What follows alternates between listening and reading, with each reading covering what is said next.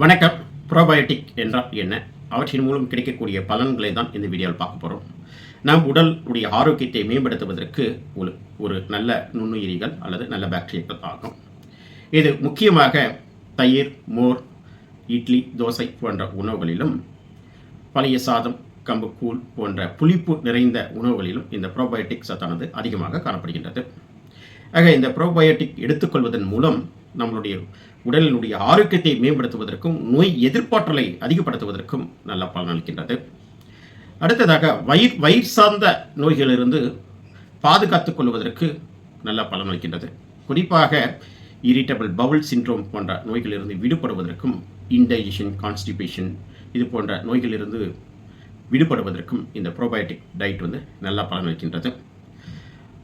அடுத்ததாக தோல் சார்ந்த நோய்களிலிருந்து வராமல் பாதுகாத்துக் கொள்வதற்கும், சப்போஸ் வந்துவிட்டால் அதிலிருந்து நோய்களை குணப்படுத்துவதற்கும் இந்த ப்ரோபயோட்டிக் டயட் நல்லா பலனளிக்கின்றது. நரம்பு மண்டலத்தினுடைய செயல்பாட்டுகளை மேம்படுத்துவதற்கும் ஆரோக்கியமாக வைத்துக் கொள்வதற்கும் இந்த ப்ரோபயோட்டிக் டயட் நல்லா பலனளிக்கின்றது. அடுத்ததாக நம்முடைய ஆரோக்கியத்தை ஓவரால் ஆரோக்கியமாக இருப்பதற்கு, நோய் நொடி இன்றி ஆரோக்கியமாக வாழ்வதற்கும் இந்த ப்ரோபயோட்டிக் டயட் நல்ல பலனளிக்கின்றது. ஆகவே அன்றாட உணவில் இந்த ப்ரோபயோட்டிக் டயட்டை கம்பல்சரி எடுத்துக்கோங்க. அவ்வாறு எடுக்கும்போது நாம் ஆரோக்கியமாக இருப்பதற்கும் ஆரோக்கியமாக வாழ்வதற்கும் இது ஒரு நல்ல பலனளிக்கும். இது போன்று மீண்டும் ஒரு நல்ல தலைப்புடன் பார்ப்போம். நன்றி, வணக்கம்.